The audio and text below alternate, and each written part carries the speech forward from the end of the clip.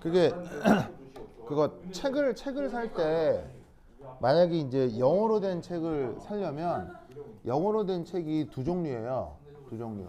하나가 뭐냐면 아메리카, 그러니까 이제 아메리카, 그러니까 도메스틱 판 하고요.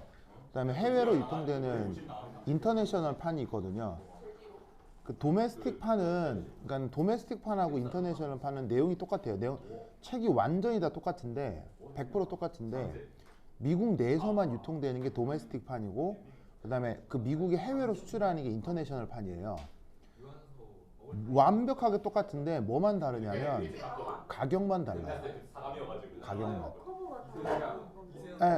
커버도 똑같아요. 완전히 똑같아요. 완전히 완벽하게 모든 게 똑같아요. 근데 이제 책 뒤에 보면 여기에 그 도메스틱 에디션, 인터내셔널 에디션이라고 쓰여 있어요. 그리고 뭐가 돼 있냐면 인터내셔널 에디션의 경우 미국 내에서 유통할 경우 법의 제재를 받습니다. 이렇게 돼 있어요. 그러면 도메스틱 판과 인터내셔널 판의 차이점은 오직 가격이에요. 오직 가격. 그래서 똑같은 책의 경우 도메스틱 판은 한 20만 원 가까이 하고요. 그다음에 인터내셔널 판은 5만 원 정도 해요. 네, 그래서 책을 살 때는 항상 어디서 사야 되냐면 오히려 책은 정식 수입된 게 훨씬 싸요. 그러니까는 보통 왜 직구라는 거 있잖아요. 책은 직구하면 존나 비싸요. 그렇죠?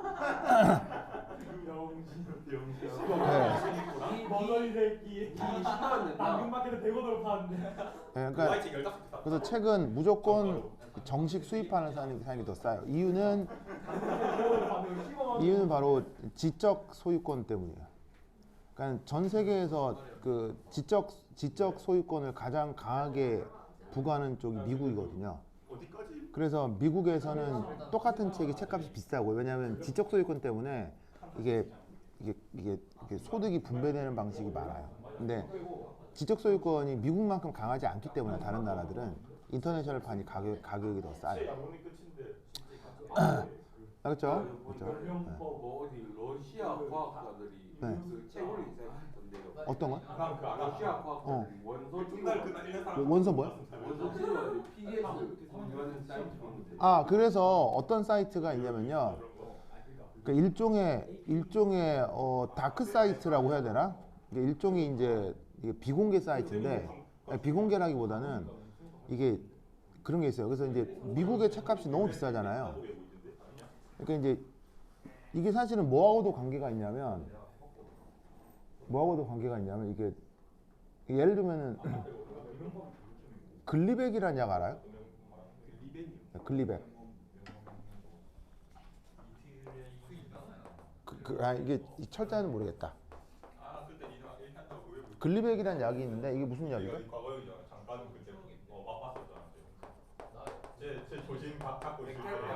네, 백혈병 치료제예요. 근데 이 백혈병 치료제가 이게 가격이 쌀까요, 비쌀까요? 비싸요. 한 알에 얼마? 네. 한 알에 이제 5만 원 정도예요. 한 알에. 근데 백혈병은 이 글리백을 하루에 4알 먹어야 돼요. 4알 하루에. 그러면 20만 원이 하루에 들잖아요. 하루에 들죠.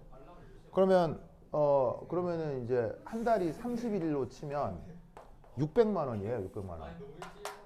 그러니까 백혈병에 걸리면 한 달 약값이 600만 원이 드는데, 저 글리백만 꾸준히 먹어도 백혈병이 치료가 되고 그다음에 안 죽을 수 있어요.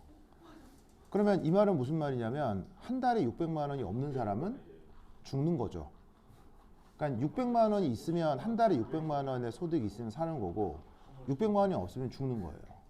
근데 재밌는 건 한 알에 5만 원이라고 했잖아요. 근데 얘가 생산 원가가 얼마인지 알아요? 생산 원가가 100원이에요. 한 알에 100원짜리 약인데, 그럼 이제 이게 한 알에 100원이면요, 사실 약값치고는 굉장히 비싼 거예요. 왜냐하면 여러분들이 보통 처방전 받아서 약국에서 사는 약들이 있어요. 우리가 보통 약국에서 처방받아서 그러니까 병원에 처방받아서 약국에서 사면 약값이 많이 비싸요. 그냥 그렇게 비싸진 않아요. 생각보다 많이 싸서 놀라서. 예, 그러니까 뭐냐면 몇 천 원에서 한 끼케봐야 10,000원 되잖아요. 그런 약들은 생산 원가가 한 알에 5원 정도예요.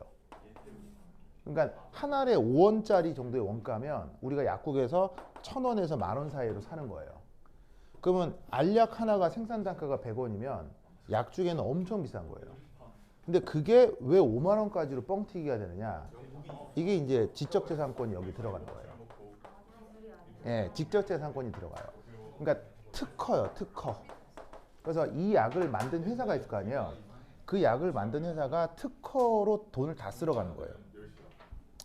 그러니까 어떤 일이 벌어지냐면 꼴랑 100원짜리 약인데 특정 회사가 그 수익을 몰아가기 위해서 한 알에 500원, 한 알에 5만 원이 되고 그럼 결국 돈이 없는 사람은 한 달에 600만 원을 견딜 수 없는 사람은 그냥 죽어야 되는 일이 벌어지는 거죠. 그러면 이런 일은 사실은 회사 입장에서 보면은 자본주의적인 일일 뿐이잖아요. 자본주의적인 일일 뿐이고 회사 입장에서는 수익을 높이는 일이지만 환자 입장에서는 어떤 일이에요? 자본주의를 넘어서 사느냐 죽느냐의 문제죠. 그렇다면 회사 입장에서는 저 높은 가격을 유지해야 되느냐? 회사 입장에서는 또 이유가 있을 수 있어요. 왜냐하면 개발비가 그만큼 들었을 거기 때문에 그 개발비를 뽑아야 될 거 아니에요. 사실은 이런 신약 하나 만드는데 비용은 1,000억에서 1조 정도가 들어요. 그래서 1,000억에서 1조 정도가 들어야 저 약을 만들 수 있거든요. 그럼 그 회사는 기존 1,000억에서 1조 정도의 비용을 들였기 때문에 그거에 대한 회수를 위해서 약값을 높게 유지할 수밖에 없을 수도 있어요. 그러면 이 사이에 큰 괴리, 이걸 누가 메워줘야 돼요? 이걸 정부가 메워주는 거예요. 이 사이의 큰 차이를. 회사 입장에서도 회사를 운영해야 되죠. 근데 사람도 살아야 되죠. 이때 이 중간에서 일하는 게 바로 그게 바로 이제 그 정부인 거예요. 그럼 이때 정부는 어떤 일을 하느냐? 첫 번째, 글리백 같은 약을 보험 처리를 하게 해주고, 두 번째, 지적 재산권에 대한 회사의 어떤 그 권리를 기한을 정해줘요. 기한을 어떻게 기한을 정해주냐면 이렇게 가격을 높게 유지할 수 있는 기간을 정해요. 그게 전 세계적인 합의로 몇 년이냐면 10년이에요. 10년이에요. 그래서 10년 동안 저 약값은 굉장히 비싸게 유지가 돼요. 그래서 그 회사가 그 제작비를 충분히 회수할 수 있게. 그런데 이런 대형 제약회사는 주로 어느 나라에 있어요? 미국에 있죠. 그런데 미국의 정부는 미국 국민을 위해 일해요? 대기업을 위해 일해요? 대기업을 위해 일해서 미국 정부만 이 약에 대한 특허를 30년으로 유지해요. 30년으로 유지해요. 그럼 이 특허 기간이라고 하는 게 뭐냐면 특허 기간이 끝나면 다른 회사에서도 저 약을 만들 수 있게 돼요. 그 특허 기간 안에만 그 회사에서 약을 만들 수 있고 특허 기간이 지나면 특허가 풀리면 다른 모든 제약회사가 이 약을 똑같이 만들 수 있어요. 그러면 물건이 많아지니까 가격이 자연스럽게 떨어지겠죠. 그 기간을 10년으로 제한하는 거예요. 그래서 전 세계적인 합의는 10년인데 강대국 미국만 이걸 30년으로 하고 다른 나라에도 이거를 강요해요. 다른 나라에도 강요해요. 이럴 때 친미 정부가 들어서면 그 나라에서도 지적재산권을 30년으로 유지하게 되는 거고 좀 민족주의적이거나 자국 우선의 정부가 들어서면 그 나라에서는 또 그 특허를 10년으로 줄이는 거죠. 난 이상하게 옛날부터 미국 가면 꼴보기였어. 무슨 말인지 알겠어요? 에디. 무슨 뜻인지 알겠어요? 랜드. 그러니까 그런데 재밌는 건 백혈병은 언제 걸려요? 어릴 때. 백혈병은 어떤 이유로 걸려요? 아플 때. 백혈병은요 원인을 전혀 몰라요. 백혈병은요 그냥 걸리는 거예요. 아니에요. 아무도 몰라요. 백혈병은요 그냥 유전력도 없어요. 유전력도 없고요. 그냥 백혈병은 정말 건강하다는 사람이 그 다음날 갑자기 백혈병이 걸리는 거예요. 그러면 백혈병은요 일종의 뭐랑 똑같으냐면 로또랑 똑같아요. 로또랑 똑같아서 어떻게 된다? 누가 걸릴지 아무도 모르는 거예요. 그런데 걸리면 치명적이죠. 그러면 이런 백혈병은 보험 처리를 해줘야 되겠어요? 안 해야 되겠어요? 해줘야 되는 거예요. 왜냐하면 이유가 없이 걸리는 병이기 때문이에요. 그런데 미국 정부는 각 정부에 어떻게 압력을 넣을까요? 글리백에 대해서 보험 처리를 못하게 압력을 넣어요. 그럼 어떤 일이 벌어지겠어요? 친미 정권이 들어서면 약값도 비싼 데다가 그 약에 대해서 보험 처리를 안 해주게 되는 거예요. 그 나라에서. 근데 친미가 아닌, 예를 들면 이제 자국 우선 중심적인 정부가 들어서면 글리백 같은 약도 보험 처리를 해주게 되는 거죠. 무슨 말인지 알겠죠? 지금 그 미국이 네. 걔네가 정한 특허 기간 얼마나 남았나요? 지금 이제 전 세계적으로는 끝나가는데 미국은 계속 이걸 더 연장하려고 뭐냐면은 지금 이제 법안 준비 중이죠. 이런 괴리에서 약처럼 책도 도메스틱 판하고 인터내셔널 판이 나오는 거예요. 무슨 말인지 알겠어요? 나 후회하지 않아. 그러면 이 상황을 그 돈이면 라노벨이 15번. 네, 이 상황을 당연하게 여기는 사람도 있고 이 상황을 싸워야 된다고 생각하는 사람도 있겠죠. 무슨 말인지 알겠어요? 이런 상황에 대해서 미국과 싸워야 된다고 생각하는 사람도 있을 거 아니에요. 그런 사람들 중 미국의 책 같은 경우를 PDF로 바꿔서 그걸 바로 인터넷에 뿌리는 단체들이 있어요. 그 러시아 병원. 예. 그리고 당연히 그 사이트는 잘 운영이 되겠어요? 운영되다가 갑자기 닫히겠어요? 운영되다가 갑자기 미국이 소송을 거는 거예요. 그럼 탁 닫혀요. 그리고 또 그 사람들이 모여서 또 사이트를 열어요. 또 닫혀요. 그러면 어떻게 해야 되냐면 수시로 구글에서 수시로 검색을 해야 돼요. 수시로 검색을 해야 돼요. 수시로 검색을 해서 그러니까 이제 공부하는 사람들은 항상 이렇게 하는 거예요. 수시로 검색을 해서 특정 책에 대한 PDF 파일이 인터넷에 떠 있는지를 수시로 검색해요. 그럼 어떤 사이트가 빡 뜨잖아요. 거기서 다운받을 수 있잖아요. 그 사이트의 모든 걸 다 다운받아야 돼요. 왜? 그 사이트가 언제 없어질지 아무도 모르니까요. 그래서 나도 아주 많은 걸 다운받은 적이 있죠. 그리고 나서 한 두어 달 가서 들어가면요. 사이트가 폐쇄돼 있어요. 정말입니다. 그리고 사이트는 되게 허접해요. 그리고 한두 달. 예, 예쁘지 않고요. 허접하고 그냥 책 목록만 쫙 있고 클릭하면 바로 PDF 바로 이렇게 딱 돼 있어요. 그러니까 이제 뜨시는 사람들이 그렇게 모아서 일종의 뭐라고 할까? 일종의 테러라 할까요? 그러니까는 그냥 어떻게 되면 예, 그냥 예를 들면 그 뭐 옥스토비 세븐스 에디션 PDF 이렇게 검색하는 거예요. 예, 뭐 애킨스 피지컬 케미스트리 세븐스 에디션 PDF 이렇게 검색하는 거예요. 구글에서. 그럼 그게 딱 걸리는 경우가 있거든요. 근데 보통의 경우는 PDF를 유료 판매해요. 왜냐하면 출판사랑 연계되어 있기 때문에. 근데 그게 아니라 완전 공짜로 다운받을 수 있는 사이트가 수시로 있다 없다 하기 때문에 수시로 구글에 들어가서 계속 확인해야 돼요. 공부하는 사람은. 무슨 말 알겠죠? 그리고 그런 게 딱 뜨면 어떻게 돼야 돼요? 주변 친구한테 다 뿌려야 돼요. 주변 친구들한테. 네, 뭔 말인지 알겠죠? 뭔 말인지 알겠죠? 그러니까 공부하는 사람들끼리는 그렇게 해야 돼요. 알겠죠? 그리고 또 어떤 경우가 있냐면 나중에 여러분들이 대학에 가시면 대학교에서 그 책을 교재로 쓸 수 있죠. 교재로 쓸 수 있죠. 그러면 어떤 일이 있냐면 그 교재를 써달라고 출판사에서 그 학과 사무실에 공짜로 PDF를 뿌리는 경우가 있어요. 그 학과 사무실에. 그러면 학과 사무실에는 그 학교 교재에 대한 PDF가 보통 있어요. 그러면 어떻게 해야 된다? 어떤 수업을 들었을 때 수업 조교형한테 형 PDF 주세요 해서 받아야 돼요. 왜냐면 조교들 수업 조교들 실험 조교 형들이 있을 거 아니에요. 대학교에서 수업을 하게 되면 교수 밑에 무조건 조교가 배정되고 학과 내에서 인건비를 활용해서 조교를 각 교수한테 붙여주거든요. 보통 그 조교가 그 학과 대학원생들이에요. 그러면 형들한테 얘기를 해서 형 저 공부 좀 하게 저 PDF 좀 주세요 하면 알았어 하고 주세요. 그 학과 사무실에 다 비치가 돼 있어요. 알겠죠? 알겠죠? 그러니까 이렇게 도메스틱판을 직구하시면 안 돼요, 그렇죠?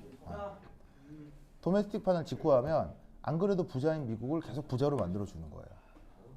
하여튼 거. 자, 이거 보자.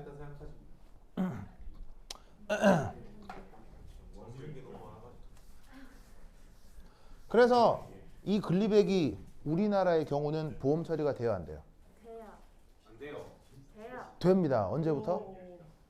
내년부터. 언제부터? 전 정권부터 됐습니다. 전 정권부터 됐습니다. 전 정권이 토탈이요. 거의. 예? 바로 직전 정권. 전 정권에서 됐습니다. 19대 못 가요. 근데 요즘 정권에서 어떻게 하려고 한다? 맞아요. 빼려고 합니다. 그래서 입법 예고 중입니다. 왜요? 네? 아까 얘기했잖아요. 돈도. 미국 아, 대단한 게. 예, 아까 얘기했잖아요. 그러니까 정부의 성격이라는 거예요. 아니 뭐라고 얘기하진 않겠어요. 그래서 이제 현재 드러난 팩트는 글리백의 경우 전 정권에서는 보험 처리가 됐거든요. 그래서 그렇게 비싼 돈을 내지 않더라도 백혈병 환자들이 싼 값에 글리백 처방을 받을 수 있었는데 지금 정권에서는 이걸 빼려고 합니다. 빼려고 법을 지금 발의를 했는데 국회에서 통과되느냐 마느냐는 다른 문제죠. 다행스럽게도 현재 국회는 지금 현 정권보다는 야당이 더 크죠. 그래서 어떻게 될지는 모르겠는데 뭐 하여튼 그렇다. 알겠죠? 그러니까 내 성향에 맞는 정당을 투표를 잘해야 돼요. 잘해야 내가 그 서비스를 받을 수 있어요. 알겠죠? 그렇죠? 자, 보자. 자, 값이 얼마라고요? 91이라고 했죠. 0, 마이너스 640. 다 기억하세요. 알겠죠? 기억하세요. 기억해야 돼요. 기억해야 돼요. 자, 그러면 이때 여기 이제 지웁니다. 줄게요. 8.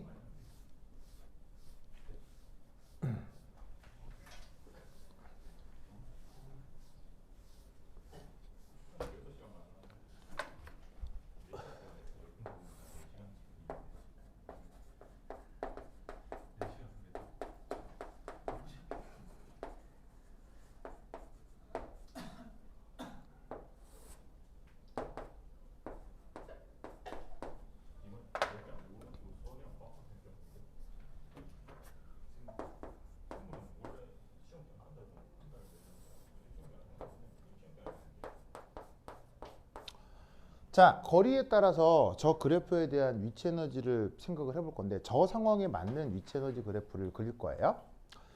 자, 그럼 어떻게 그리냐면 이렇게 그립니다.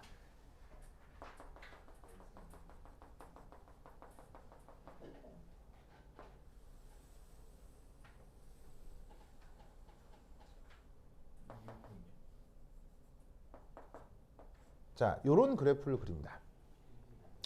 자, 그러면 이 그래프의 의미가 뭐냐면 우선 첫 번째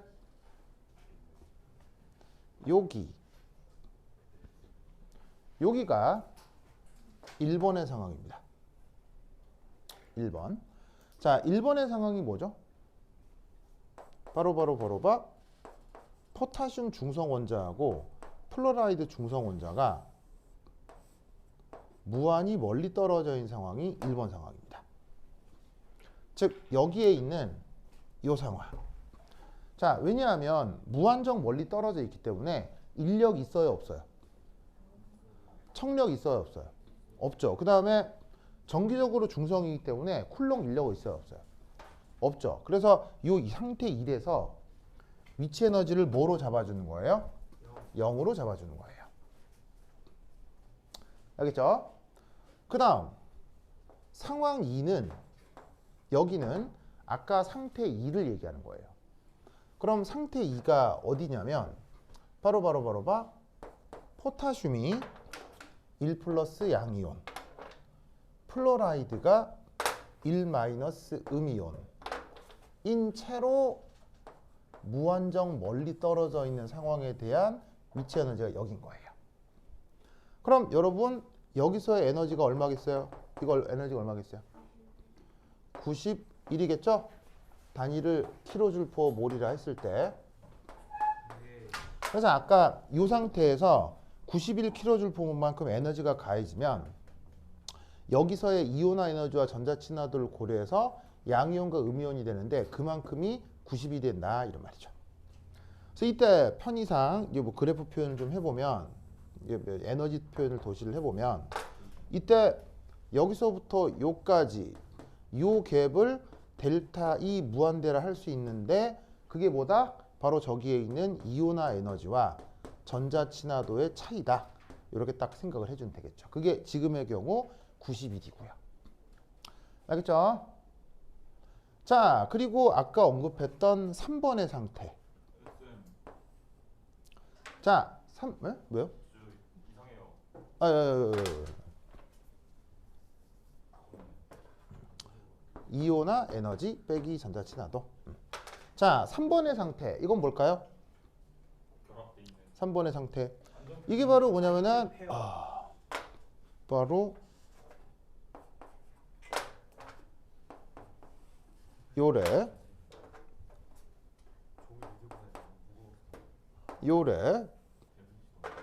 요런 식으로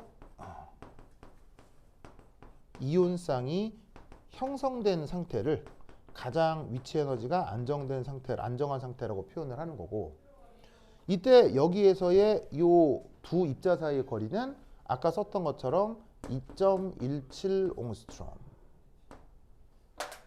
아시겠죠? 2.17 옹스트롬 이게 되는 겁니다. 됐슈? 그럼 이때 여러분 이거 얼마예요?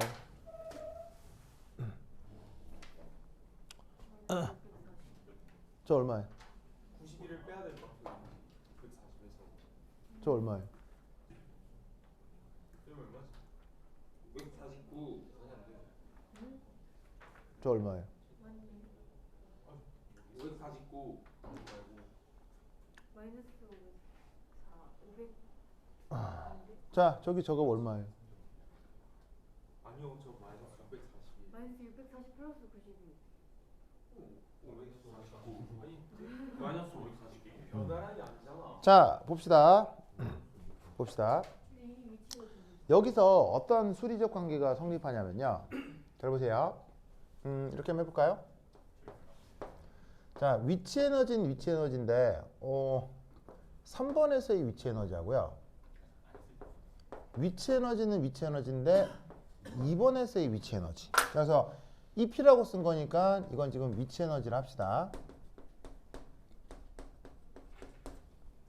그리고 쿨롱 에너지인데 3번에서의 쿨롱 에너지하고요. 2번에서의 쿨롱 에너지. 그래서 이쪽은 쿨롱을 뜻합니다. 그러면 저 네 개 사이엔 어떤 수리적 관계가 성립할까요? 저 네 개 사이에는 어떤 수리적 관계가 성립할까요? 즉 2번과 3번의 위치 에너지, 2번과 3번의 쿨롱 에너지, 저 네 개 사이에는 어떤 수리적 관계가 성립할까요? 같아요. 네. 더하면 같고 더해요. 마이너스. 바로 봐. 이 둘의 차이와 요 둘의 차이가 근사적으로 같을 거다. 알겠죠? 그럼 이때 잘 봅시다. 3번에서의 위치 에너지가 지금 구하려고 하는 요 값이잖아요. 2번에서의 위치 에너지가 얼마예요? 얼마예요? 91이잖아요. 3번에서의 쿨롱 에너지가 얼마죠? 3번에서의 쿨롱 에너지 아까 왜 기억하라고 했죠? 얼마라고 그랬어요? 마이너스 640이라고 했죠? 2번에서의 쿨롱 에너지 얼마예요? 0이라고 했죠? 맞아요? 그러면 이것으로부터 3번에서의 위치 에너지는 마이너스 640 더하기 91. 맞아요? 그래서 값이 얼마가 나오냐면 마이너스 549 kJ/몰 정도가 나옵니다. 자, 그래서 여기 요 값 이게 바로 뭐라고요? 마이너스 549 kJ/몰이 된다 이런 말이지. 아시겠죠? 그러니까 아까 640이라고 하는 녀석은 바로 여기서부터 요까지가 이게 640인 거예요. 아시겠어요? 이해했죠? 이해했죠? 자, 이때 여기 주어져 있는 이 값이 근사적인 이유는 뭘까요? 왜냐하면요, 저게 실제랑은 달라요. 그러니까 저거를 점 전화라고 이제 생각했는데 원래 인력하고 다 고려해서 만드신 거예요. 다시 뭐라고? 저 그래프 자체가 원래 인력하고 청력 그래프 합쳐진 건데 응. 인력에 대한 그래프의 민감도가 더 크니까 어. 그리고 제 인력이 영향이 더 큰데 인력만 생각하는 게 별로 힘이니까 비슷한 거예요. 정답. 자, 무슨 말이냐면 이것 때문입니다. 이온 사이의 청력 있어요, 없어요? 여러분, 양이온과 음이온 사이엔 청력이 있어, 없어요? 있어요. 아까 있어요. 양이온과 음이온 사이에 청력 있어요, 없어요? 있어요. 있죠. 그 양이온과 음이온 사이의 청력을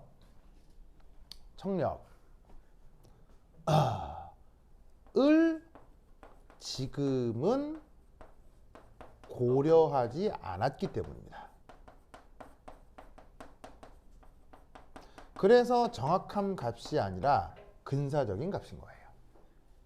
자, 잘 보세요. 아까 구한 마이너스 640은 둘 다 모두 이온 간 인력만 고려한 거예요. 아시겠어요? 근데 양이온, 음이온 사이에서도 청력은 있다 그랬어요, 없다 그랬어요? 있다고 했죠. 그 계산은 지금 고려되지 않았기 때문에 같은 값이 아니라 비슷한 값으로 나타나는 거예요. 알겠죠? 네. 참고로 여기에 있는 이온 사이의 청력은 보통 10의 한 7승에서 8승 사이분의 1에 비례합니다. 보통 그렇습니다.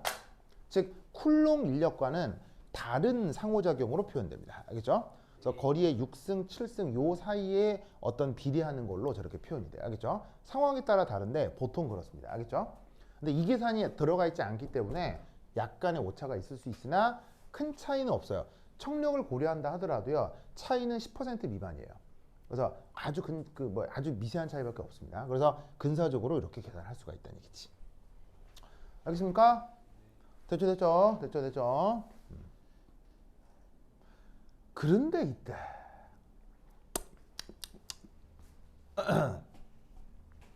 뭘 해볼 거냐? 여기 줄게요. 네. 준다. A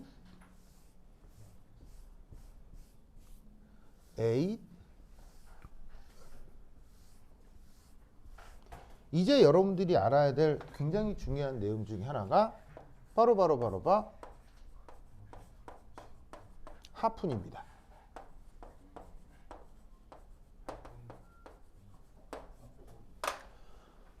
하푼 우리말 번역? 바로 작살 되겠습니다. 작살. 네, 작살이요. 물고기 잡는 거예요. 네, 물고기 잡는 거예요. 이번에 그거 뭐냐면 아바타의 그 봤어요. 고래잡이 하지 않는 거 고래 있죠? 포경할 때 그 뭐냐. 안 봤어요.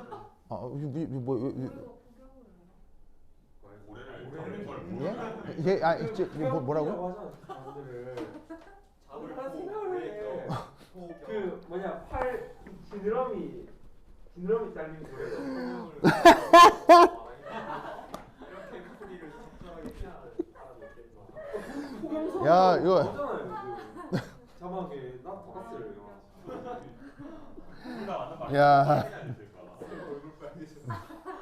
야, 이거 역대급인데요. 야, 서윤이, 야, 진짜 대단합니다. 대단합니다. 야 이제 오늘 또 집에 가서 김선아한테 이 얘기를 해줘야 되겠습니다. 그래서 야 김선아 배꼽 잡겠네요. 야, 네, 자, 좋습니다. 좋습니다. 그 걔네들 간에 룰이 있잖아요. 공격을 하면 안 된다. 예. 그 팔 잘린 예, 고래 예, 예. 슬펐어요. 그렇죠. 예, 그렇죠. 이제 지금까지 안 보면 그냥 안 볼 거예요. 근데 네, 그래서 하여튼 그렇다. 그래서 그 고래 잡는 과정에서 이제 주로 이제 작살 같은 게 쓰이는 거고 이번 영화에서도 확실히 나왔었죠, 그렇죠? 그래서 이제 실제로 예. 근데 이게 좀 걔 이름이 뭐였죠? 고래. 예. 근데 이게 참 그런 게 이게 그게 뭐가 있냐면 예, 이게 그 사실은 그게 있어요. 이게 뭐냐면 고래 있잖아요, 고래 잡는 그 장면 보면 진짜 슬프고 끔찍해요. 맞아요. 끔찍해요. 근데 이제 그게 실제로 고래를 잡을 때 그렇게 하거든요. 원래 그렇게 하거든요. 예.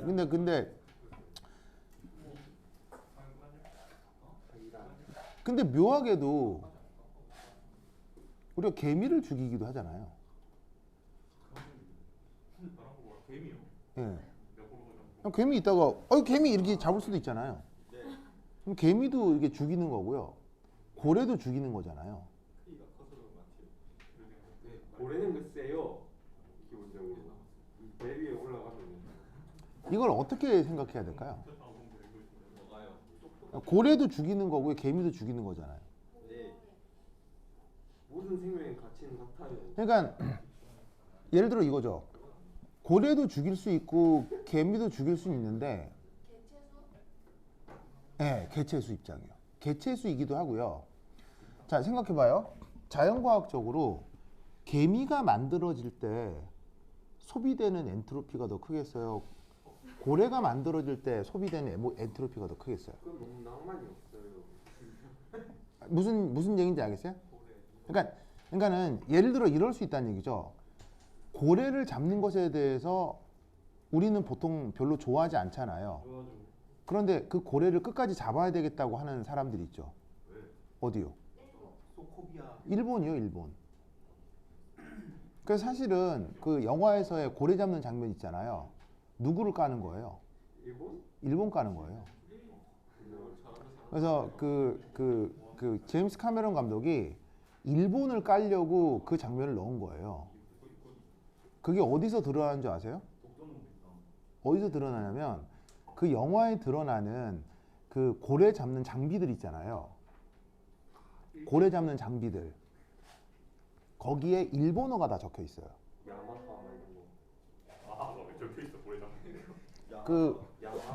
고래 잡는 그 작살 있잖아요. 대포 작살. 거기 일어 적혀 있어요. 일어.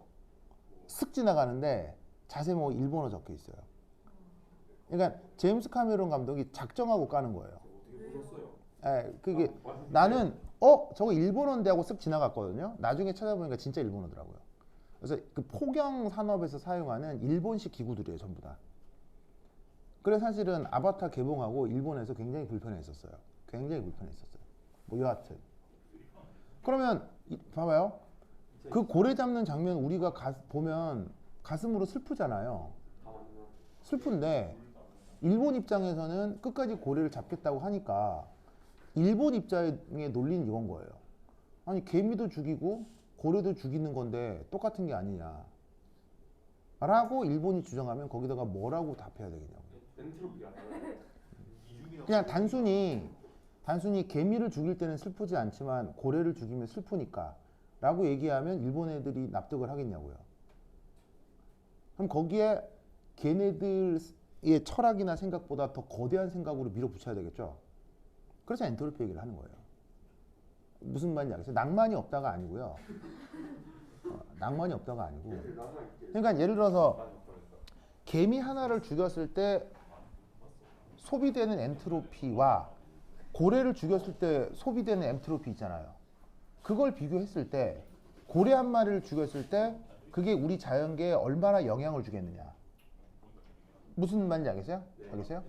그래서 어떻게 된다? 고래를 죽이는 것이 사실은 고래 한 마리를 죽이는 게 아니라 우리 생태계 전체를 위협한다라는 생각을 해야 돼요.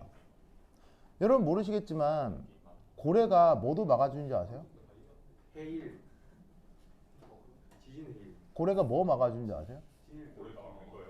네. 지구 온난화. 지구온난화를 막아줘요. 열접 평형을 일으켜요. 태양 산성화. 고래가 왜 지구온난화를 막아줘요? 열심히 돌아다녀요. 그 고래가 이제 물을 뿜잖아요. 먹이와 관련 있지 않을까요? 지구가 왜 지구가 왜 지구온난화를 막아주냐면요. 고래가 체중이 조금 나가요, 많이 나가요? 많이 나와요. 많이 나가죠. 그럼 만약에 고래가 죽어요? 죽으면 고래 뼈가 나올 거 아니에요. 그 뼈 안엔 이산화탄소가 굉장히 많이 들어가 있어요. 근데 그 뼈 자체가 질량이 엄청 나가기 때문에 고래 뼈에 축적된 이산화탄소가 어마무시해요. 그래서 고래가 죽으면서 그 뼈가 어떻게 되겠어요? 그 뼈가 해저 바닥에 묻히고 그 상태로 해저 바닥 내부로 침전돼 이게 퇴적돼 들어가면 퇴적이 돼버리면 주변에 산소가 없기 때문에 대사가 안 되면서 고래뼈에 이산화탄소가 저장된 채로 땅속으로 여전히 묻혀버려요. 무슨 말인지 알겠어요? 그래서 고래가 살아있는 동안 체중이 점점 늘어나겠죠. 체중이 점점 늘어나면서 공기 중에 이산화탄소를 많이 흡수해요. 왜냐하면 뼈 때문에. 무슨 말인지 알겠어요? 그 뼈를 키우기 위해서 이산화탄소가 들어오고 그게 뼈 안에 이산화탄소가 저장이 되면서 탄소가 저장이 되면서 이게 죽어도 땅속에 묻히니까 지구온난화를 막아주는 되게 중요한 생물 중에 하나가 또 한 고래예요. 그래서 고래를 잡을수록 지구온난화는 가속화되게 돼 있어요. 쌤은 그 어디서 감동했다는 걸 가족을 위해서 뭐 선택 뭐라고 하셨잖아요 저번에. 아 그거는 이제 그건 내 개인적인 포인트니까. 그 어디였어요? 하여튼 우선은 작살. 나 지금 궁금한데. 하여튼 작살. 자, 작살 한번 볼까? 작살. 자, 그러면 작살로 고래 잡는 거 아시겠죠? 자, 그러면 이 작살로 고래 잡는 얘기가 여기 왜 나오느냐? 봅시다. 상태 1.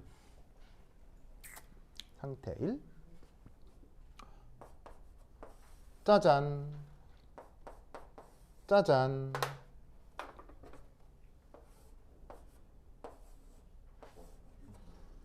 이게 상태 1입니다. 오! 아까 어디랑 똑같죠? 여기요. 똑같습니다.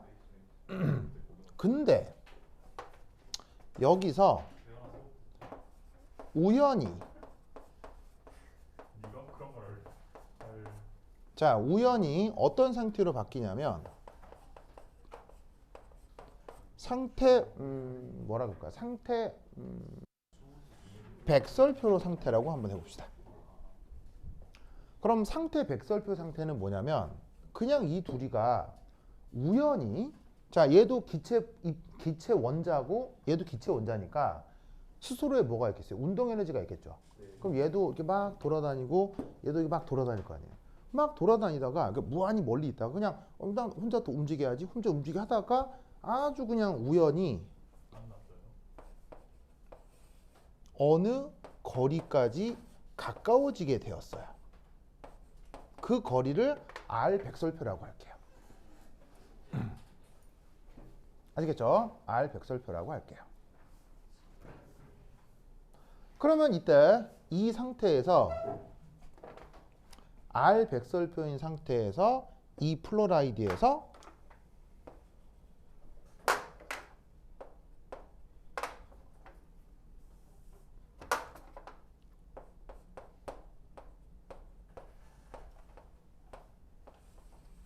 갑자기 짜잔 전자를 발사합니다. 그래서 갑자기 어떤 상태로 바뀌냐면 얘가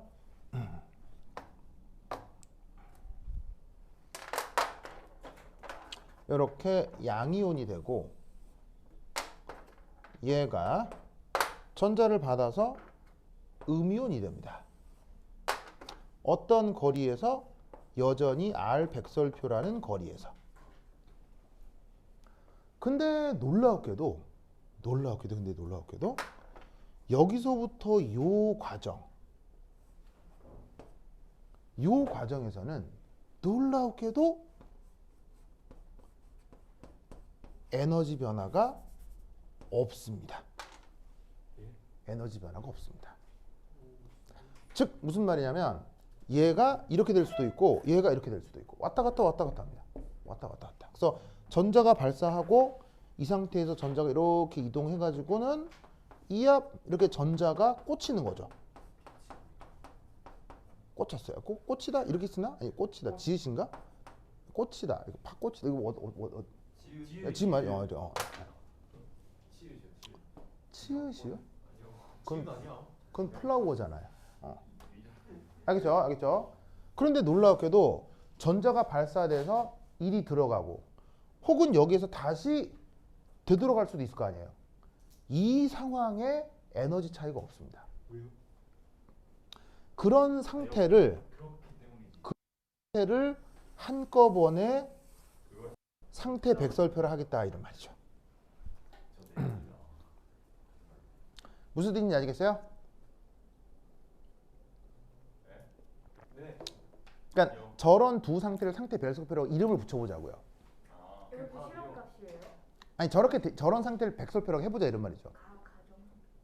해보자 이런 죠. 저런 상태가 있다면 그 상태를 백설표라고 해보자 이런 말이죠. 그런데 왜 이런 희한한 생각을 하냐면 이것 때문인 거예요. 잘 봐요. 사실 이건 이온화 에너지고 이건 전자 친화도죠. 그런데 이미 얘는 R 백설표만큼 가까워져 있죠. 그럼 이때 우리는 어떤 생각을 해볼 수 있냐면 이런 생각을 해볼 수가 있다는 얘기죠. 이미 R 백설표만큼 가까워져 있잖아요. 네. 어떻게 되느냐? 나타나는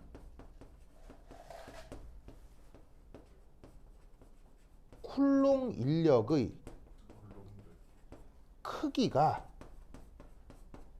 이온화 에너지 빼기 전자 친화도와 같을 수 있다는 얘기죠.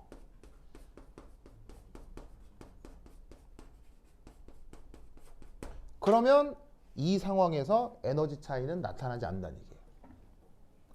이해했어요? 무한히 멀리 떨어져 있으면 쿨롱 에너지 얼마예요? 0이죠. 네. 그런데 이렇게 결합을 이뤘을 때 쿨롱 에너지는 얼마였어요? 크기만 보면 640이잖아요. 네. 그러면 이 양이온과 음이온이 적당히 가까워져서 쿨롱 에너지의 크기가 91일 때도 있을 거 아니에요. 네.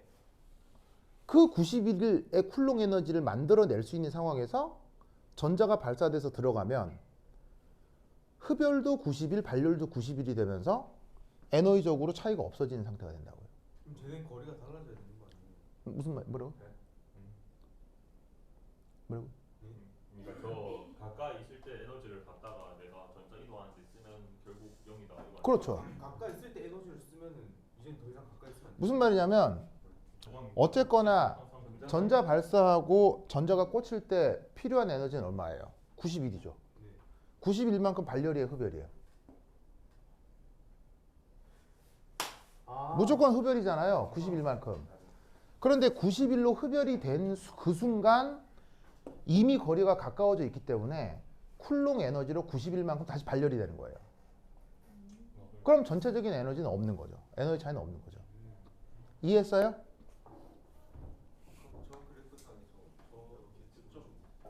바로 여길 얘기하는 거예요.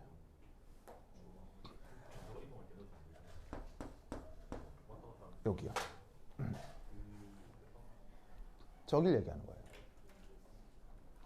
저거는 아니에요. 저 이쪽에 네. 왼쪽에 저거는 어떻게 되는 거예요? 왼쪽이라니? 왼쪽이라니 무슨 말이에요? 백설표 왼쪽에 여기요? 짧은데 아니면 여기요? 아, 여기요? 네. 여기는 어떻게 된 상태예요? 이미 화학 결합을 이룬 상태에서 더 압축이 돼야 되는 상황이죠. 이건 압축이 아니고 아직 화학 결합을 이루기 전 상태인 거죠. 이거는 결합을 이루고 외부적 압력으로 다 압축이 돼서 불안해지려고 하는 상황인 거고요. 얘는 멀리 떨어진 상태에서 안정화되려고 하는 어떤 상태인 거죠.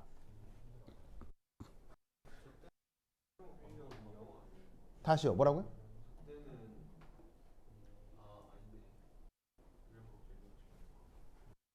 이때 뭐예요? 0이 아니고 640이었죠? 어? 이때 쿨롬 인력은 뭐예요? 이때 쿨롬 인력은 91이 아니라 0이었죠? 외우라고 했잖아요.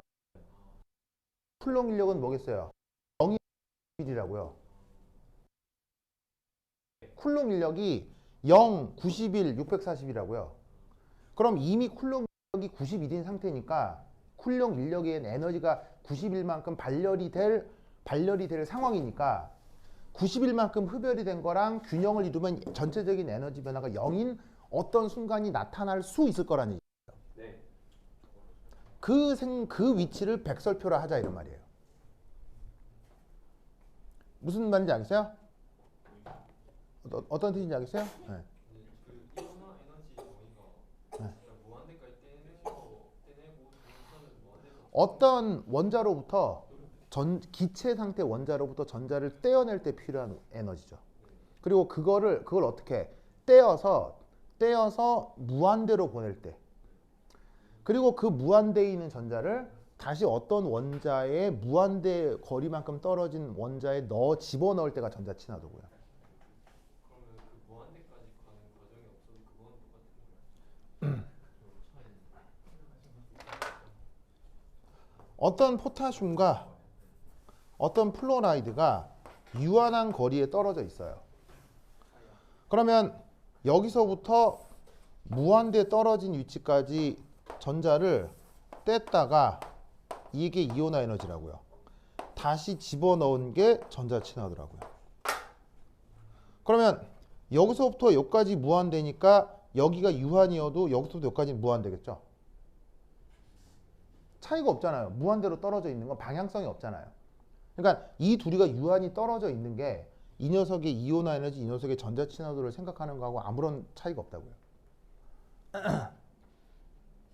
저런 상황이 나타날 수 있다는 거 이해하겠어요? 됐죠? 됐어요? 혜정아? 우리 걱정스러운 표정이. 잘 모르겠다고요? 잘 모르겠다고요? 자, 여기 줄게요.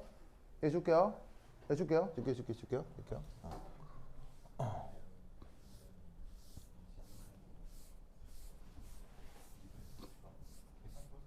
자, 봅시다.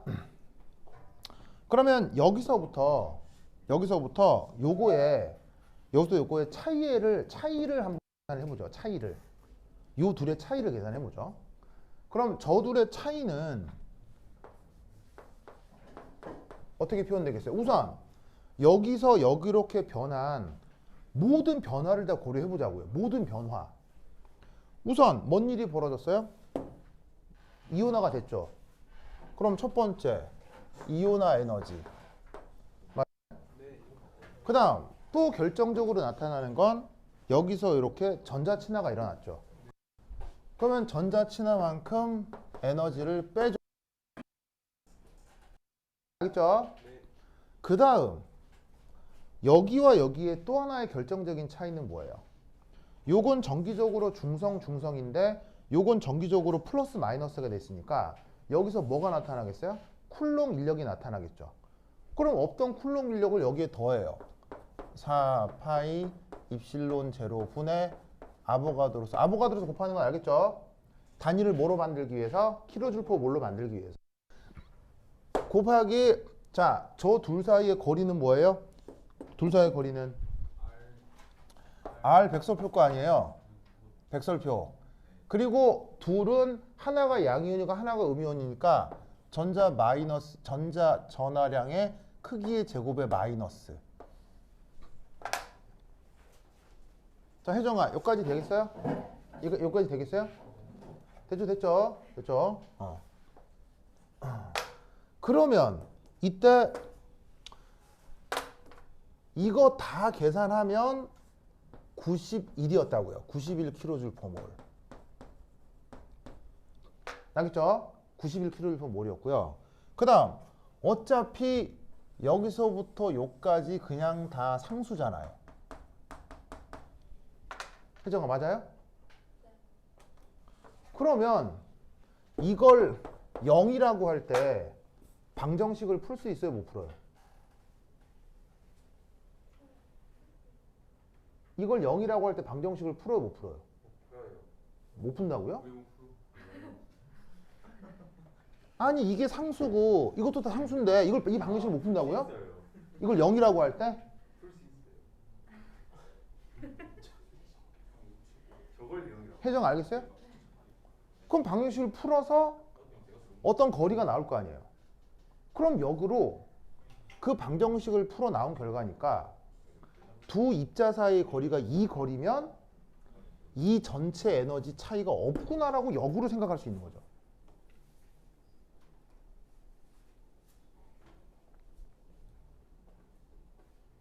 혜정아 이해됐어요? 아 진짜로요? 안 된 것 같은데? 근데 거리가 나오면 뭐라고요?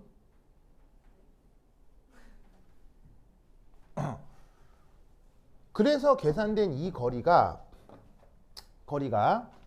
대략 어느 정도 나오냐면요. 이 거리가 5옹스트롬 정도 나오거든요. 5옹스트롬? 그러면 잘 봐요. 봐봐. 이게 91이죠. 그럼 여기에 5옹스트롬을 넣으면 요거 계산이 뭐가 된다는 얘기예요? 마이너스 91이 나온다는 얘기예요. 그럼 91 더하기 마이너스 91을 하면 뭐가 나와요? 0. 이 얘기예요.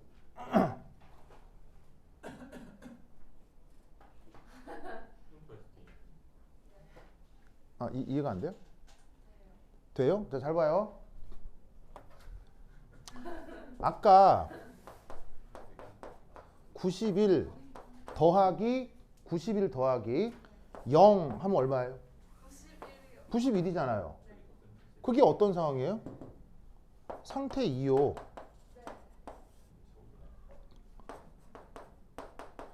91 빼기 640 하면 마이너스 549가 나오거든요.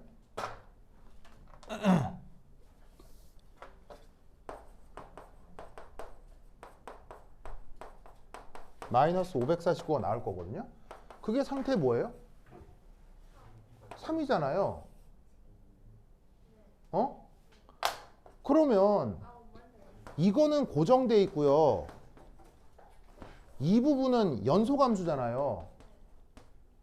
그러면 고정돼 있고 연소함수니까 0에서 마이너스 640까지 내가 원하는 값을 다 가질 수 있잖아요.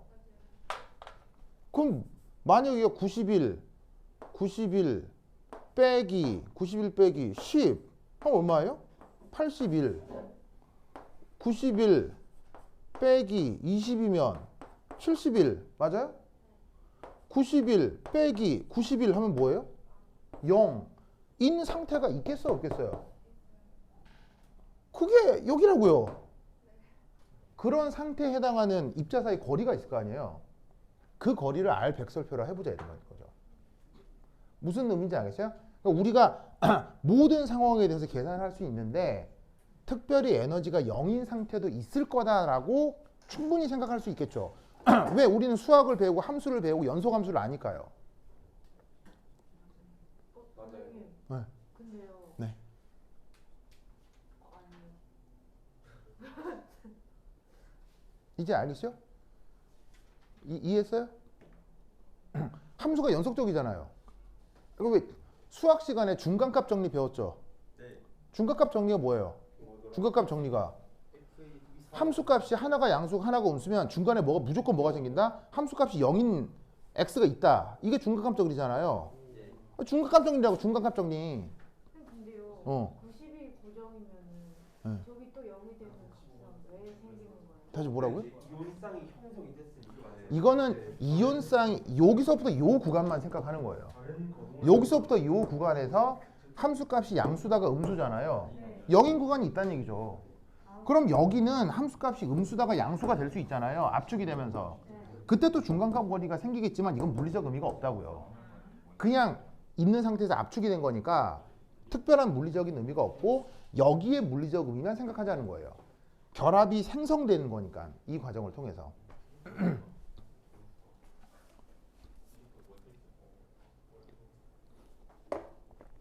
이게 이렇게 이해가 안 되나? 자, 선유 됐죠? 네. 주황이 됐어요? 그다음 저기 진혁이 알겠죠? 예준 오케이? 네. 현승이 오케이? 현승이 왜 딴 데 봐요? 왜 현승이 왜 딴 데 봐요? 선생님 파란색 자꾸 진짜 수업 좀 누구 생각하고 있겠나? 아 그래요? 있어요. 혜정 알겠어요? 알겠어요? 알겠죠? 자, 이건 마치 어떤 생각을 할 수 있냐면 이런 생각을 할 수 있어요. 내가 고래에서 작사를 던져서 그러니까 배에서 작사를 던져서 고래를 잡는 그 작살잡이라고 합시다. 네. 그러면 작살잡인데 내 작살은 던져서 10m가 날아가요. 네. 만약에 그런데 배를 딱 타고 작살을 딱 들고 있는데 고래가 보여요. 네. 근데 고래가 무려 20m 바깥에 있어요. 근데 내가 미친 짓으로다가 작살을 던졌어요. 네. 그럼 작살이 뿅 날아가서 고래한테 맞겠어요? 안 맞겠어요? 안 맞아요. 안 맞겠죠. 네. 그러면 고래에 맞지도 않는데 작살을 던졌으니까 나는 심리적으로 힘이 들겠어요? 아무런 힘이 안 들겠어요? 그냥 힘들고 내 힘 뺀 게 다잖아요. 네. 무슨 말인지 알겠어요? 그런데 고래가 5m 안으로 들어왔어요. 5m 안으로 들어가면 내가 작살을 최대로 던졌을 때 자, 10m까지 날아가니까 고래가 5m 안으로 들어오면 내가 작살을 던졌을 때 힘들겠어요? 힘 하나도 안 들겠어요? 하나도 안 들겠죠? 무슨 말인지 알겠어요? 근데 그 고래가 5m, 4m, 아니 5m, 6m, 7m, 8m에서 최대 몇 미터까지 있을 때 내가 던졌을 때 힘 안 들다고 생각하겠어요? 10m요. 왜? 내 작살은 10m까지 날아가니까요. 그게 이거라고요.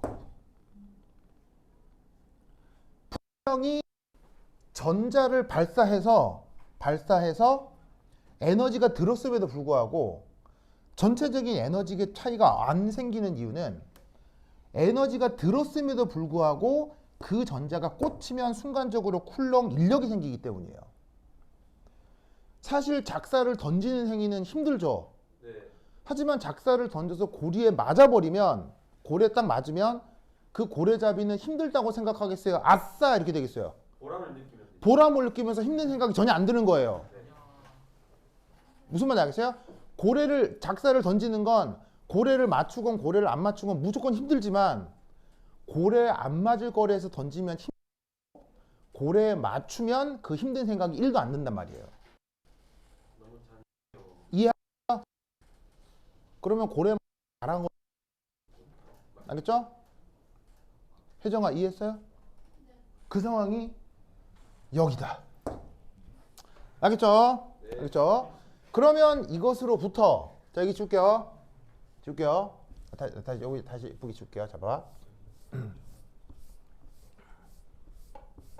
그러면 아까는 자 보세요. 아까는 1번에서 2번으로 갔다가 3번으로 간 거죠. 그럼 아까에서는 이 1번 상태가 무슨 물이라고 할 수 있겠어요? 전체 반응이 1번 상태가 무슨 물이에요? 파란색으로 써야지. 그리고 이렇게 만들어진 아이오닉 페어가 뭐예요? 생성물이죠. 그러면 이때 3번 상태는 반응물도 아니고 생성물도 아니죠. 이걸 뭐라고 할 수 있겠어요? 중간체가 되는 거죠. 그러면 여러분 중간체는 모든 미케니즘에서 동일해요? 아니면 연구자에 따라 다르게 정할 수 있어요? 연구자에 따라 다르게 정할 수 있다고요. 그러면 여기에 있는 이 백설표는 또 다른 뭐라고 생각하면 되겠어요? 중간체가 되는 거예요.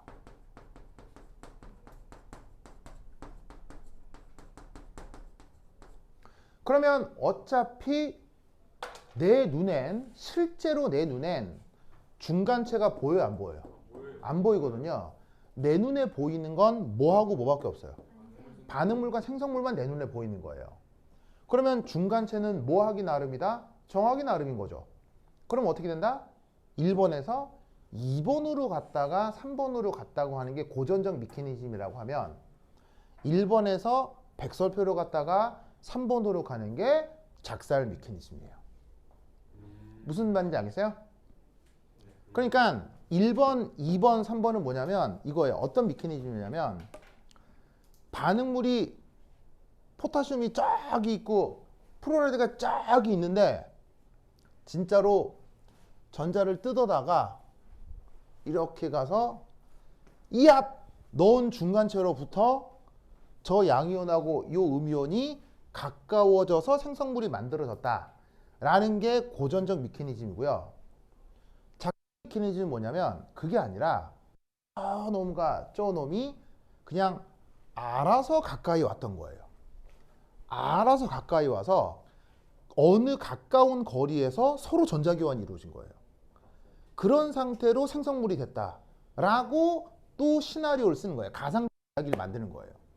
그 가상적 메커니즘을 뭐라고 작살 메커니즘이라고 하는 거예요. 이름은 설명 방법 때문에. 설명 방법일 뿐인 거예요. 그래서 얘를 어떻게 생각하면 되냐면 얘는 요거는 고전적 메커니즘이고요. 고전적 메커니즘이고 여기서부터 이리 가는 건 요거 작살 메커니즘이라고 하는 거죠.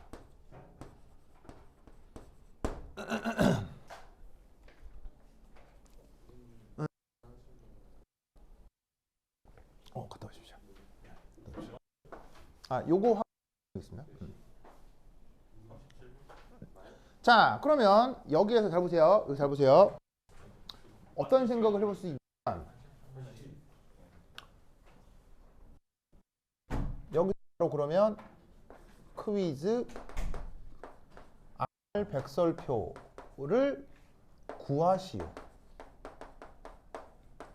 어떻게 구하냐면 아까처럼 여기에 있는 이 상태에서의 에너지 차이를 구해보는 거예요. 그러면 얘는 이온화 에너지 전자 친화도 더하기 4파이 입실론 제로 분의 야보가드로수 곱하기 R 백설표 분의 E 플러스 곱하기 E 마이너스 이렇게 해주면 되겠죠? 0인점이 작살을 던지는 위치가 된다는 얘기예요. 그러면 이것으로부터 우리는 R 백설표를 어떻게 표현할 수 있다?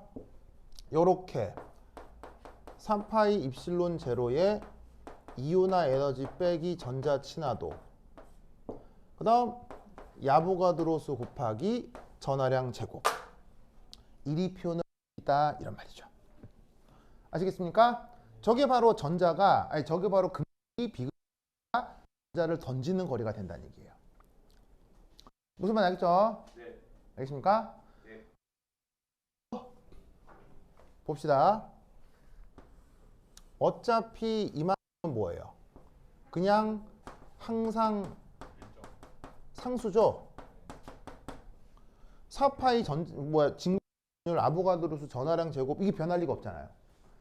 그럼 무슨 말이냐면 이온화 에너지하고 전자 친화도 이 이온화 에너지와 전자 친화도의 차이가 결국 뭘 결정한다? R 백설표를 결정한다는 얘기예요. 무슨 말 알겠죠? 그러면 여기서 또 다른 퀴즈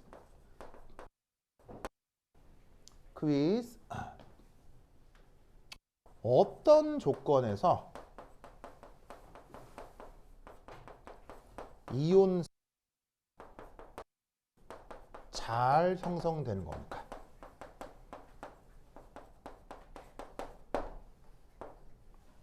어떤 경우에 이온쌍이 될까요? R이 클수록 어떤 경우 이온쌍은 잘 형성될까요? R 백설표 클수록 봐. 빼기 EA가 클수록 바로 R 백설가 클수록입니다. 왜냐? 아주 그는 예를 하나 들어볼게요. 아까 작살잡이 고래 얘기했죠. 고래 잡는 작살잡이 얘기했죠. 키만 갖고 아, 사정 거리가 여기까지. 그렇죠. 작살잡이 A 작살 던지는 거리 10m. 작살잡이 B 작살 던지는 거리 20m. 누구 연봉이 더 높겠어요? 이해됐어요? 이해됐어요? 무슨 말이에요? 알겠죠? 알겠죠? 즉 이 값이 클수록 이온쌍은 더 잘 만들어지는 거예요. 이 말은 이 거리 안으로만 들어오면 이온쌍이 바로 즉각적으로 만들어진다는 뜻이니까. 알겠죠? 그럼 이 R 백설표에 뭘 구할 수 있어요? 클수록이니까 맥시멈을 구할 수 있겠죠. 맥시멈. 자, 언제 맥시멈이 나타나겠어요? 바로 이온화 에너지는 최소, 전자 친화도는 최대일 때. 최대가 되겠죠? 맞아요? 네. 아까 나왔네. 이거 누구죠? 세슘이고요. 얘 누구? 염소. 전 우주에 존재하는 모든 물질 중 가장 잘 형성되는 이온쌍이 누구라고요? 세슘 클로라이드. 알겠죠? 제일 잘 돼요, 저게. 네, 세슘 클로라이드가 제일 잘 만들어집니다. 전 우주에 존재하는 이온쌍 중에. 작은 애가 지고 제일 큰 애가 있는데. 현성 이해 안 돼요? 아까 저 앞에 현승이 저거 세슘 모르잖아요. 저거 모르. 네. 전 우주에 존재하는 모든 원소들의 이온화를 조사하면 세슘이 최고예요. 그리고 전자 친화도는 염소가 최대고요. 요건 뭐 데이터를 조사한 거니까 그냥 알아두시면 되는 거고요. 됐습니까? 됐죠? 그 다음 이온 결합의 형성. 자, 여기 줄게요. 줄게요. 준다. A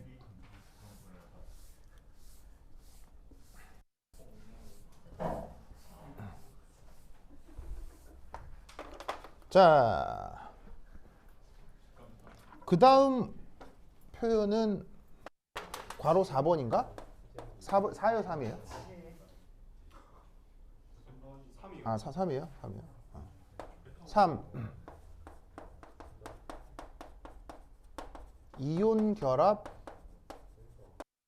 물질의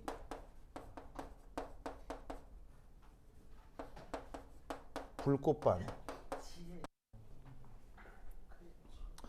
여러분, 불꽃 반응 아세요? 불꽃 반응을 이 하픈 메커니즘으로 설명합니다. 여기서 저렇게 될 때. 자, 그러면 이때 첫 번째 1. 입자 사이의 거리에 따른 위치 에너지 그래프 됐을까? 거리에 따른 위치 에너지 그래프의 더 자세한 입니다. 자, 위치 에너지 그래프를 그릴 텐데 예를 들어 M 가스하고 X가 만나서 MX 가스가 된다고 치겠습니다. 그러면 M이라고 쓰니까 무슨 물질이겠어요? 금속이고요. X는 비금속, 뭐 보통 할로젠이겠죠. 그럼 이때 위치 에너지 그래프를 요거 맞는데 좀 어떤 버전? 좀 더 자세한 버전으로 그리면 이게 이제 옥스토비 책에 이런 그림이 나와요. 그게 뭐냐면 이겁니다.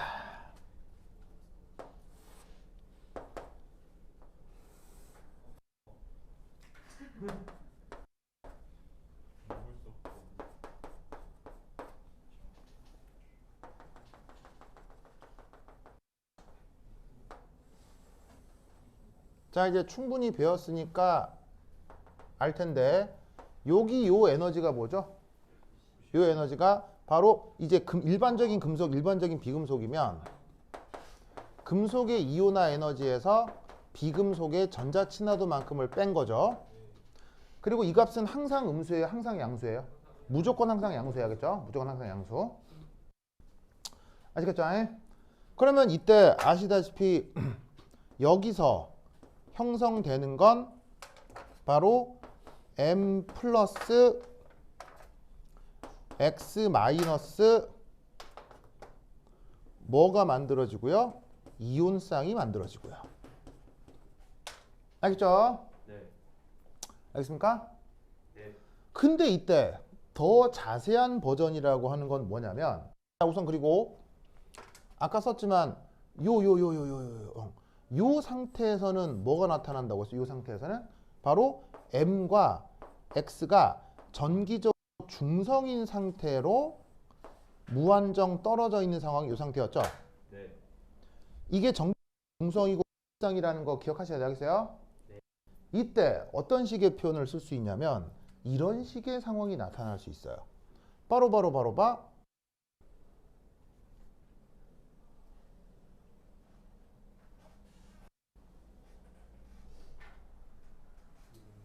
이런 게 하나 나타날 수 있어요. 뭐죠? 이게 정답. 뭐냐면 이 상태에서는 누가 만들어진 거냐면요, M과 X의 공유 결합이 형성된 거예요.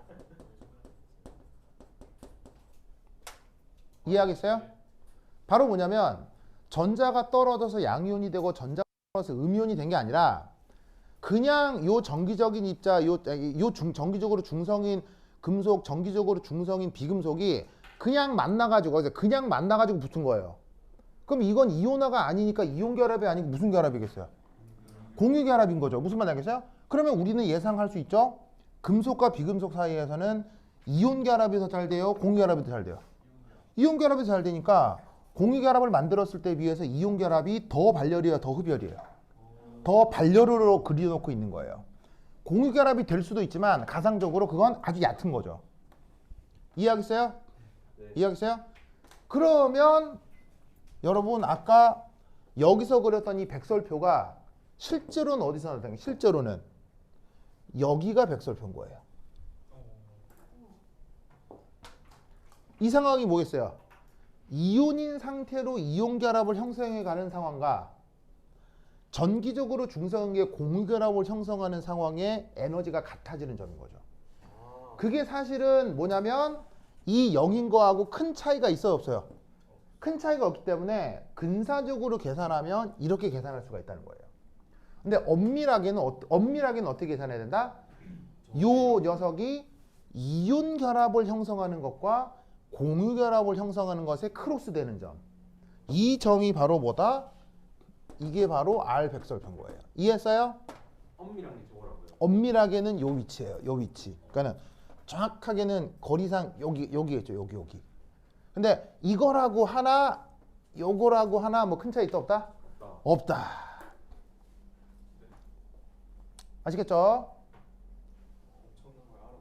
저기면 그럼 그 차이가 완벽하게 0이 안 되는 이 정확하게 0인 건 아니죠. 그러니까 엄밀하게는 이게 요건 거예요. 요거 이렇게. 엄밀하게는 이건 거예요. 엄밀하게는 요건 거예요. 알겠죠? 이해했습니까? 이해했어요? 이해했죠? 그러면 여기 주어져 있는 요 상황이 이온 결합 형성과 공유 결합 형성 과정의 두 에너지 상태가 우연히 같아질 때를 얘기하는 거예요. 아시겠죠? 그러면 이게 저 언급하려고 하는 저 뭐야 불꽃 반응하고 무슨 관계일까요? 불꽃 반응이 또 되거나 불꽃 반응하고 이거 무슨 관계일까요? 불꽃 반응하고 무슨 관계일까요? 저기 준다.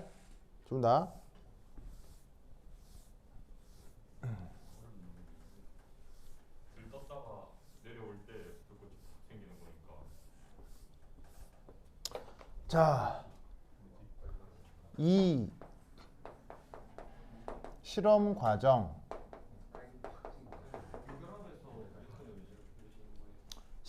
아니 뭐라고요? 아, 공유결합에서요? 자, 어쨌거나 공유결합이 나타나면 뭐라고? 공유결합이 나타나면 무한히 멀리 떨어져 있을 때보다는 안정한 게 맞겠죠.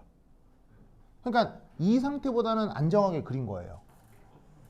하지만 금속하고 비금속이 이온 결합을 이룰 때 더 안정해요? 공유 결합을 이룰 때 더 안정해요? 세상에 금속하고 비금속 사이에 공유 결합이 더 많아요? 이온 결합이 더 많아요? 이온 결합이 왜 더 많겠어요? 더 안정하고 상대적으로 덜 안정하니까. 요 폭에 비해서 그래서 얕게 그리는 거예요.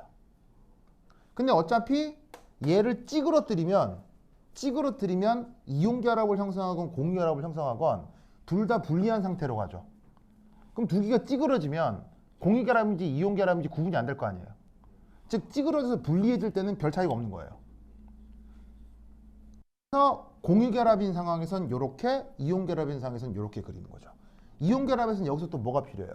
이온화와 전자 친화도가 필요하니까 에너지적인 점프가 됐다가 안정화되는 거고, 공유 결합은 이온 결합, 전자 친화도 이런 게 이온화 있는 전자 친화가 필요가 없으니까 바로 여기서 이렇게 내려오는 거고. 무슨 말 알겠죠? 그러니까 차라리 이럴 수 있다는 얘기예요. 입자 사이 거리가 충분히 멀리 떨어져 있으면, 차라리 이온이 더 안정한 거예요? 원자가 더 안정한 거예요? 정기적으로 중성이 원자가 더 안정한 거예요. 알겠어요? 어느 정도 거리가 가까워질 때 어떻게 된다는 얘기예요? 가까워질 때 원자 상태보다는 이온 상태가 더 안정해진다는 얘기예요. 무슨 말인지 알겠죠? 그러면 불꽃 반응 실험 과정은 어떻게 진행되는 거냐? 요렇게 수용액을 준비합니다. 바로 MX 수용액이에요. 그러면 수용액 중이니까 당연히 M 플러스 양이온과 X 마이너스 음이온이 존재하겠죠. 그리고 물속이기 때문에 얘네들은 누구에서 둘러싸야겠습니까? 물에 의해서 둘러싸야겠죠. 맞아요? 그럼 이 상태에서 이 주변에 무르가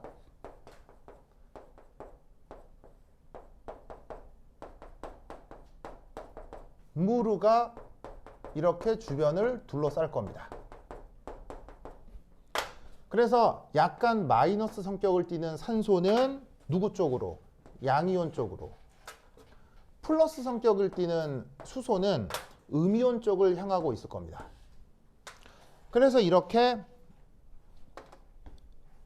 수소는 음이온을, 그리고 이거 빨간색으로 쓸까? 수소는 음이온을, 그리고 산소는 양이온을 둘러싸는 이런 현상을 화학 전문 용어로 뭐라고 합니까? 수화라고 하죠. 알겠어요? 요 놈을 어떤 팁에 어떡합니까? 이 수용액을 살짝 찍어요. 알겠죠? 살짝 찍어서. 자, 요게 끝입니다. 살짝 찍어서 어디에 집어넣어요?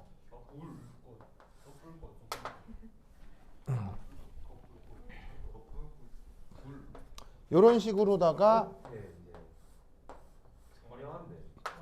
불꽃에다가 얘를 딱 집어넣죠. 맞아요?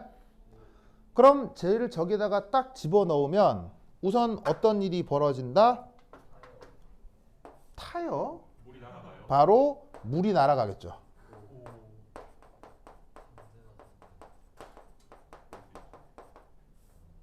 맞아요? 물이 날아가면서 어떤 상태로 존재하겠어요? 금속 플러스 비금속 마이너스의 어떤 상태로 존재할 수 있겠어요?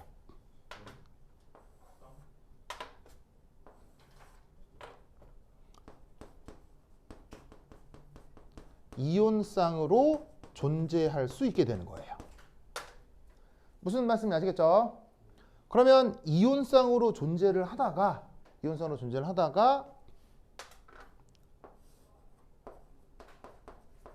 열 에너지를 흡수하게 되는 거죠.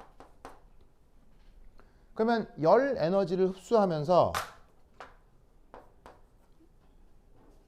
요 놈하고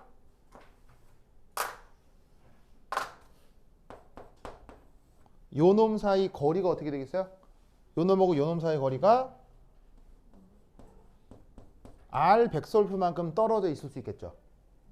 그럼 이 상태로 얘는 어떻게 왔다 갔다 하겠어요? 왔다 갔다 하겠죠. 무슨 말 알겠어요? 이렇게 왔다 갔다 하겠죠. 열 에너지를 받아서 어떤 놈은 일부 이렇게 있을 거고 어떤 놈은 일부 이렇게 존재하는 거예요. 아시겠죠? 그럼 이 상태에서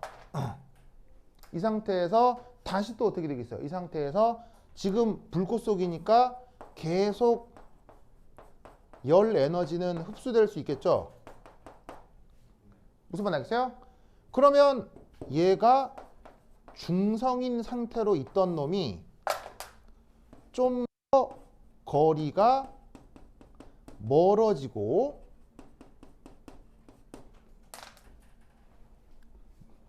무슨 말 알겠죠? 멀어지고 여기에서 전자 발사, 전자 친화 현상이 나타날 수 있을 텐데 이때 필요한 열 에너지를 불꽃이 공급해 주니까 그만큼의 색깔이 눈으로 나타나게 되는 거예요. 즉 이 녀석은 어떻게 되겠어요?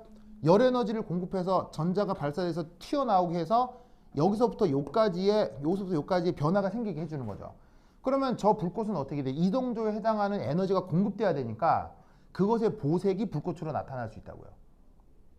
그러니까는 금속의 이온화 에너지와 비금속의 전자 친화도에 해당하는 에너지가 있을 거야. 그 에너지가 불꽃에 공급되는 그 에너지가 공급되는 만큼 불꽃은 그 파장의 빛을 잃게 되니까 여기서 보색이 나타나게 되는 거예요. 네. 그래서 작살 메커니즘으로 이걸 설명하는 거죠. 그러니까 처음에 이온쌍으로 있다. 그러니까 처음에는 물이 둘러싸고 있을 거 아니에요. 그러면 딱 집어넣게 되면 뜨거우니까 물이 확 증발하겠죠.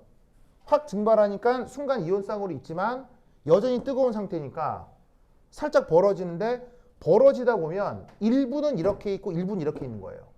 이 상태에서는 불꽃 반응이 더 이상 일어나지 않아요.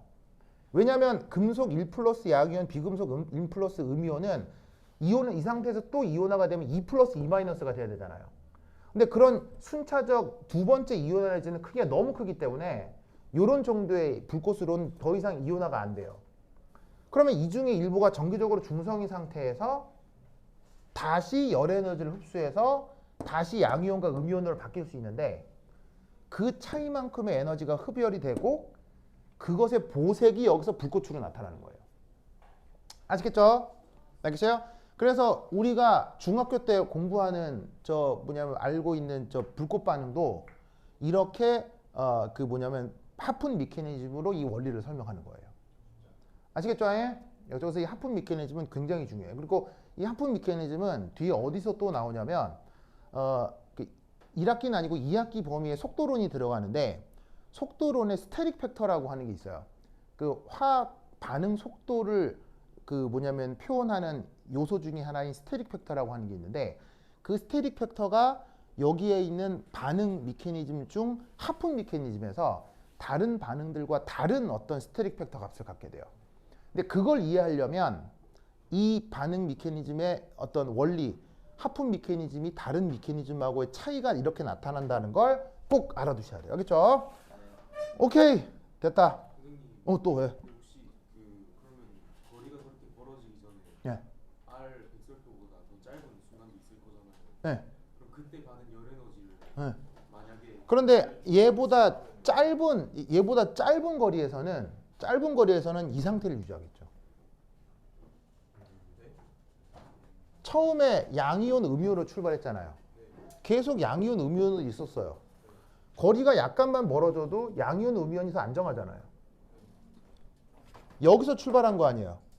거리가 약간 벌어져도 중성 상태보다는 양이온 음이온이 더 안정한 거예요. 즉 이 거리가 돼야 중성인 상태가 나타난다고. 이 거리가 돼야. 무슨 말 알겠어요?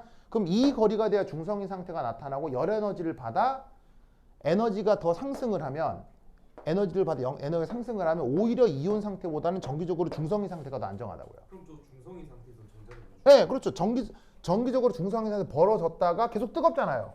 뜨거우니까 열 에너지를 받아서 전자가 튀어나가는 거예요. 즉, 이 정도에 해당하는 에너지를 불꽃이 제공해 주는 거예요. 그럼 얘가 다시 양이온, 음이온이 됐고 그만큼 흡열이 일어났잖아요. 흡열이 되면 얘 불꽃이 에너지를 잃었을 거 아니에요. 그 보색이 바깥으로 보일 거라고요. 이해했어요? 네. 됐죠? 여하튼 이 메커니즘을 꼭 기억하세요. 알겠죠? 네. 오케이, 됐다. 그럼 여기까지 다음 시간에 만나요. 안녕. 오.